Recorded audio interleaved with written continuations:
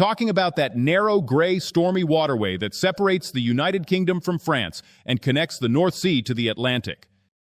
For centuries, this has been a corridor of death that determined the fate of empires. However, in the last 2 weeks, these waters have ceased to be merely a geographical crossing point and have become a strategic choke point where the Kremlin's lifeline at sea has been cut.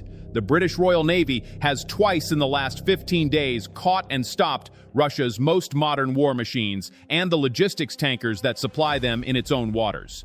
This was no ordinary escort mission. It was a scalpel thrust into Moscow's lifeline from the Baltic to the ocean.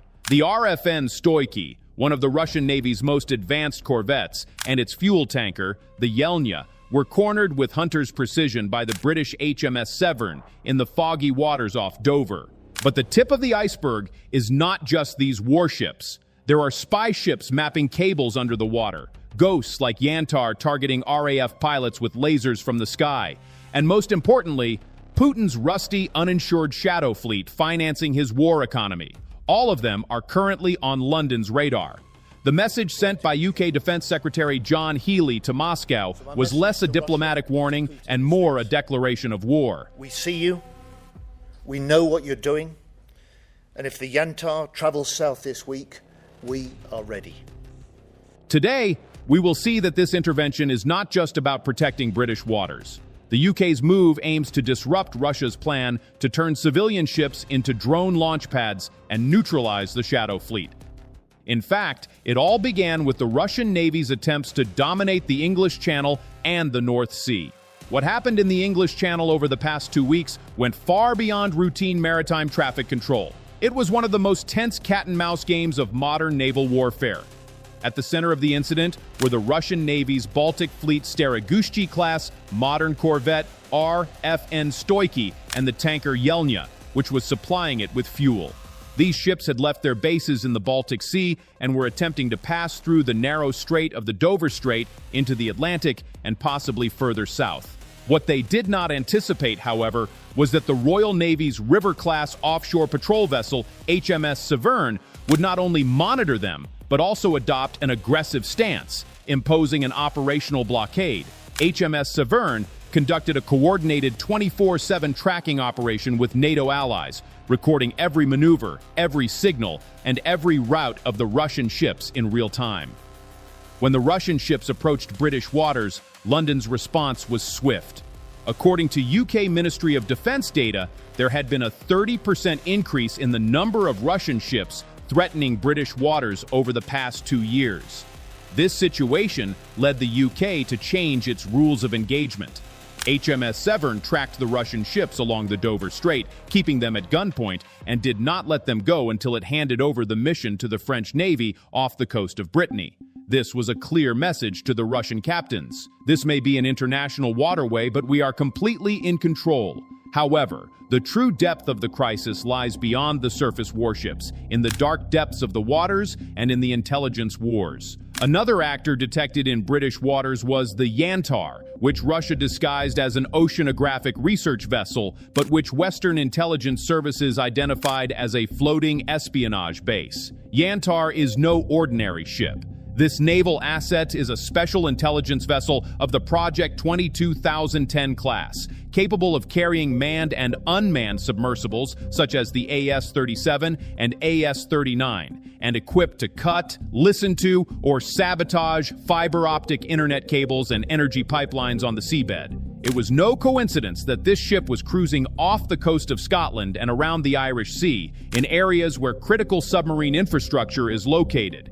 Even more alarming was the Yantar crew's use of laser weapons or blinding lasers against the British Royal Air Force's RAF P-8 Poseidon Maritime Patrol aircraft, monitoring them from the air. This was not the behavior of a research vessel sailing in international waters, but the aggression of an active enemy element.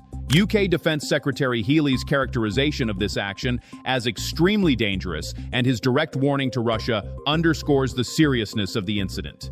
Furthermore, the HMS Somerset frigate following the Yantar and civilian ships in the area were exposed to intense GPS jamming signals originating from the Russian vessel. This proved that Russia was not only gathering intelligence, but also testing its electronic warfare capabilities right under NATO's nose. From a technical perspective, the close tracking of vessels such as the RFN Stoichi and spy platforms like the Yantar has the potential to paralyze the operational link between Russia's Northern Fleet and Baltic Fleet. The Stoichi is a modern platform equipped with Kaliber cruise missiles and Uran anti-ship missiles designed for coastal defense and escort duties. However, without the tanker Yelnya, its long-range operational capability is limited. The UK's targeting of this duo is a logistical blow to Russia's claim to be a blue water navy. Because navies run on fuel, and a fleet with its tankers under threat cannot venture far from port. The picture we see behind this investigation is as follows. Russia wants to use the English Channel and the North Sea as its own backyard, mapping and threatening Europe's critical infrastructure. However, the UK side, together with NATO allies such as France, Norway, and Iceland, has adopted a zero-tolerance strategy against these gray zone tactics. 3 new P-8 Poseidon aircraft deployed to Iceland have increased patrols to hunt Russian submarines in the North Atlantic and Arctic regions. This latest intervention in the Dover Strait is proof that Russia's freedom of movement at sea has come to an end, and that every Russian ship will now be treated as a potential hostage. The shockwaves created by this interdiction operation in the English Channel are not limited to a mere military show of force. The epicenter of this event targets a massive specter floating in the dark waters of the global economy, the Shadow Fleet, which finances Russia's war machine. The Royal Navy's hardening stance is actually a harbinger of a much larger strategic blockade aimed at choking off Putin's oil exports, because every ruble financing Russia's occupation of Ukraine comes from the oil carried by those rusty tankers leaving the Baltic Sea and passing through the Dover Strait.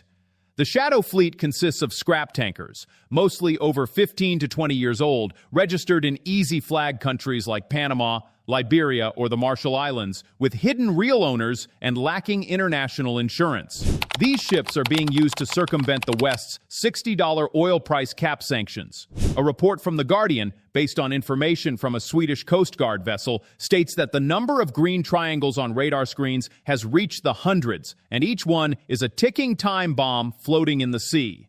This is where the UK's move comes into play. If the Dover Strait and the English Channel cease to be a safe passage for these pirate ships, Russia's capacity to sell oil to India and China will logistically collapse. The ripple effect of this situation also brings with it the risk of environmental disaster.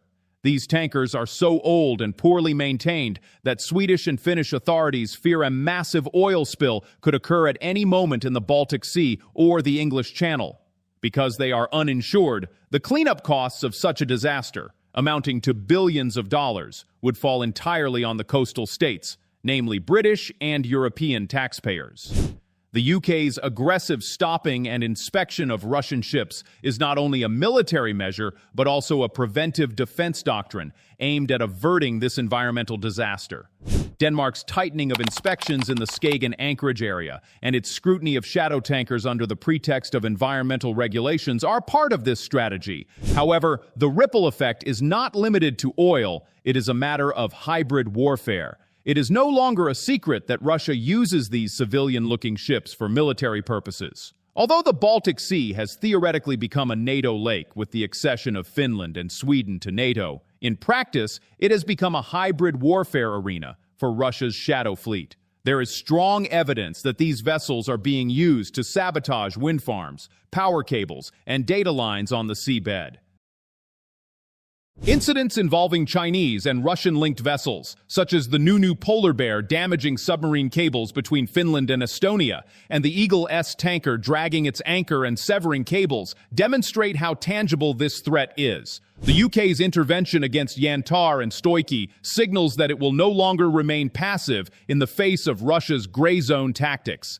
London is sending this message to its European allies. Allowing these ships to roam freely is like allowing them to lay mines in our own backyard. If the UK and its allies begin systematically stopping, searching, and, if necessary, turning back Russian ships along this route stretching from the Danish Straits to Dover, it would mean a logistical heart attack for Russia. Moscow, which exports 62% of its oil via this shadow fleet, risks losing billions of dollars a month if this artery is blocked. Furthermore, according to reports from Ukrainian intelligence and OSINT analysts, the fact that the tankers hit in Russia's Tuapse port also belong to this shadow fleet shows that the war is now being waged not only on Ukrainian soil, but also on Russia's economic lifelines. The sinking of tankers such as Saturn I and Pollux proved that these ships are not untouchable. With the UK's pressure at sea combined with Ukraine's drone attacks on ports, Russia's maritime trade is caught in a double-sided vice. This ripple effect directly targets the Kremlin's ability to finance the war. The bigger picture behind this blockade in the Dover Strait is not just to prevent oil smuggling, but to undermine a much more insidious military doctrine that threatens Western security: civilian-shielded drone attack platforms. Russia, aware of the weakness of its conventional navy against NATO, is resorting to an asymmetric and treacherous method. Fishing boats, cargo ships, and even tankers are no longer just carrying cargo. They are being turned into potential kamikaze drone launching ramps. The worst nightmare of British intelligence and NATO strategists is that swarms of Shahed drones launched from a civilian trawler or tanker in the middle of the English Channel could target London, the port of Portsmouth, or critical energy platforms in the North Sea. This is not a science fiction scenario. It is a reality that has already unfolded on the ground. The drone attack on a Turkish LPG tanker in Ukraine's Ismail port, right next to NATO member Romania, is the bloodiest proof of how civilian ships have become targets and instruments of war. Romania's forced evacuation of its border villages shows how close the war has come to NATO territory. This is the fundamental reason why the United Kingdom aggressively stops Russian ships, especially civilian-looking vessels, such as the Yantar. If the Royal Navy allows these ships to roam freely in British waters, there is no guarantee that tomorrow a fisherman's boat won't open its hatch to reveal a Zircon missile or a swarm of Shahed drones. Russia has frequently tried this tactic in the Baltic. The Russian Navy conducted military operations by hiding among civilian ships. However, London slammed this door shut at Dover. This is a strategic check move against Russia's doctrine of maritime hybrid warfare. Let's consider what would have happened if this preemptive move had not been made. The broken windows theory would have been applied to the seas. In other words, Russian ships would have roamed freely in British and European waters without encountering any obstacles, their courage increasing with each passage, and eventually these waters would have become Russia's backyard. In such a scenario, NATO's deterrence would have become a joke on paper. However, the United Kingdom re-established its area dominance with HMS Severn and HMS Somerset. Furthermore, the UK's stance is emboldening other European countries. Denmark tightening its grip on the Straits and Sweden increasing its surveillance indicate that a collective maritime defense wall is being built. The situation is even more dire on the economic and diplomatic chessboard. The UK and the EU are putting new sanctions packages targeting the shadow fleet on the table. Draft plans include granting the authority to board suspicious ships for inspection. This is a revolutionary step in maritime law and puts Russia in a corner. If a Russian tanker can be stopped and seized on environmental grounds, Putin's oil revenues will be slashed. Panama's move to begin revoking the flags of old ships used in Russia's shadow fleet shows that this diplomatic pressure is working. Combined with these moves, the Royal Navy's interdiction efforts have thwarted Russia's provocation off the coast of the United Kingdom. The Yantar's laser harassment, or the Stoichk's show of force rather than intimidating the West, has put one of NATO's most powerful navies on high alert. The UK is no longer just monitoring Russian ships. It is marking them as potential threats, tracking them, and showing that it is ready to destroy them if necessary. This means Russia has lost its gray zone advantage at sea.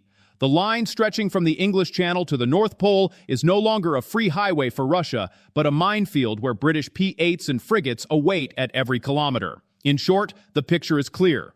Russia's era of immunity at sea is over. The Royal Navy's decisive intervention in the Strait of Dover is an irreversible shackle on both the Kremlin's military and economic logistics lines. The interception of Stoichi, the defiance of Yantar's lasers, and this comprehensive operation against the Shadow Fleet are proof that the West is no longer on the defensive, but on the offensive.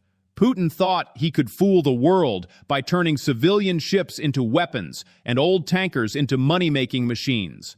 But London's response was to erect a wall of steel across the sea.